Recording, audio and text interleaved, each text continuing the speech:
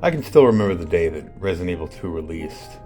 I was in middle school, and they had a turnaround where the parents, for the kids that didn't take the bus or walk, picked the kids up. And I got out of class, and I had begged and begged my dad to pick up the game for me, either at Walmart or KB Toys or Toys R Us, whichever one would have it on release day. And I ran out to the car as fast as chubby little Jason could run, and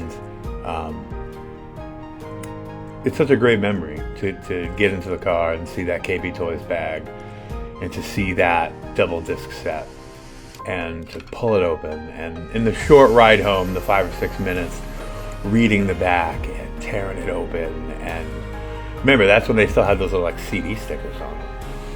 So I'm like picking at it, and I finally get it open, looking at the booklet and everything inside and the art that was on the back of the jewel cases. It was so exciting.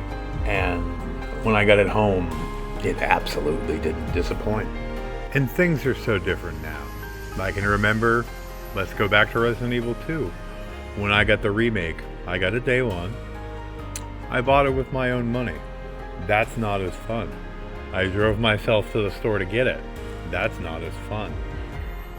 Opening it up, there was no little sticker on the top, and you basically just push your fingernail through the side of the plastic, and when you open it up, there's nothing in there. There's no booklet. The disc might look cool. Most of the games don't even have art inside the case anymore. It's just the precautions and warnings that come with all the games. And that can be a real letdown.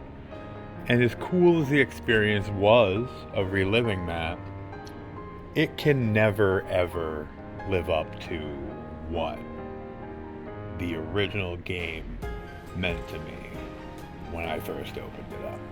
Another thing that I think does not compare at all is peripherals for systems. When I look at the stuff we have today, and I mean, you gotta go back to like the Wii, for like the Wii zappers and like the tennis racket remotes, or remote holders, I guess you'd call them, because none of them were really peripherals. You know, you have $200 Pro controllers for the PlayStation 5 and the Xbox and the Switch that give you competitive advantages in shooters and fighting games. But that's really the extent of peripherals nowadays. But I can remember on Christmas opening up my first Super Nintendo, and my parents had got me Mario Paint. And it was almost like opening a computer at the same time, because we had never had a computer in the house, and I had a mouse. I had a plastic mouse pad, and I remember going crazy doing the art and the music and playing the little fly swatting game, and it had like the Hornet boss, and I thought that was the coolest thing. And fast forward a couple years later, it was well after it came out, and as crappy as it was, and I knew it was crappy when I got it, and it was definitely crappy when I tried it, it was the coolest thing to have the Super Scope 6. I basically had like a linear launcher that worked barely with my Super Nintendo, but it was the coolest thing ever. So the peripherals I see nowadays are really just very expensive controllers for competitive edge, but they don't have the fun that things like that had. I actually want to say the last thing that we had that was that fun was maybe like the U-Draw, the terribly failed like tablet peripheral that came for all the systems, that the Wii U kind of made obsolete anyways. But yeah, peripherals are definitely not the same as they used to be. The other thing that just no longer compares or stacks up is how we find out about new games. As fun as State of Plays are, as fun as Nintendo Directs are, as fun as 24-hour, 7-day-a-week feeds of information on Instagram and Twitter, Facebook, YouTube, as fun as it is and as accessible as that information is, there was nothing like looking through the upcoming releases in GamePro, PC gaming magazines, Nintendo Power. It was a special surprise when those magazines either came in the mail if you had your subscriptions, or whether you picked them up at Walmart or Funkoland or wherever. It was so fun to flip those pages and be truly surprised by something that you saw. There's a certain magic to seeing it in print that can't be emulated on the most well-produced direct, on the most incredible announcement. It just doesn't compare. And, we didn't have cell phones to immediately text all our friends and be like, oh my God, there's a new Mario Kart coming out. Like, no, you brought the damn magazine to school or on the bus or over to your friend's house and you showed it to them. And that was something incredible. And that's something I miss all the time. You know what else I really miss is truly portable gaming, whether it was with the DS or the PSP or the Vita. Because yes, the Switch is a hybrid console, but I don't really consider it portable. I consider it more of a free-range console. I can use it in the bathroom. I can use it sitting on the couch. I don't have to be tied to a TV. And for those of you that know me, you know that I'm legally blind, and sometimes looking at the TV, even with my strongest corrective lenses, isn't really feasible for long periods of time. So it can be really nice to be able to have it in my hand, just like the Portal, but they're really just free-range consoles. I've never, ever brought my Switch out and about. I brought it to a place, but when I was a kid, I remember bringing my Super Nintendo to our vacation home to play Ken Griffey Jr. Baseball. I remember playing that in hotels.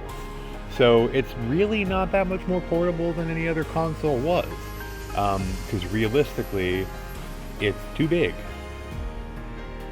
And when I say it's too big, I mean like it doesn't easily fit in your pocket.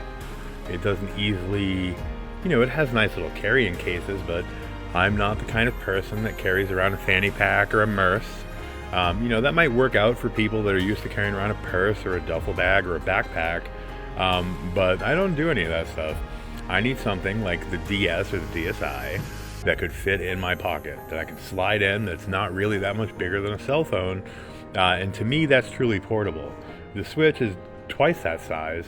I don't think it would fit in the pockets of any pants I have, even like the biggest set of like carpenter jeans I have. So again, to me, it's not portable. It's not any more portable than the Portal is. And that's why I thought it was funny when people like really bashed on the Portal. It was like, yes, the Switch has the Wi-Fi capabilities, but it is so large. How are you going to take that where you need to? So that's my opinion on that matter. The final thing we're going to cover today that I miss so much is being able to find great deals on retro games and systems out in the wild. Now, when I look back, to one of my classic trips that I made to Goodwill, and I got a top-loader Nintendo, which many people don't even know exists, with 2 dog bone controllers for $5. And that is incredible. That console is worth more than $100 by itself. Those controllers sell for $30, $40 a piece by themselves. Now, any Salvation Army, Goodwill, anything like that, has associates that know what those things are worth, or they're willing to look it up, and they are getting top dollar for it, even though you are buying it probably in a dilapidated condition from a secondhand retailer. And it kind of takes the magic out of it when everybody knows what everything is worth down to the cent. Hey guys, these were just some of my musings on collecting retro games and why I prefer it to collecting modern games, and some good memories that I have associated with them. If you guys enjoyed this video and think this would make a good series, let us know in the comments. We definitely appreciate the input. So until next time, thank you for watching, and stay creepy.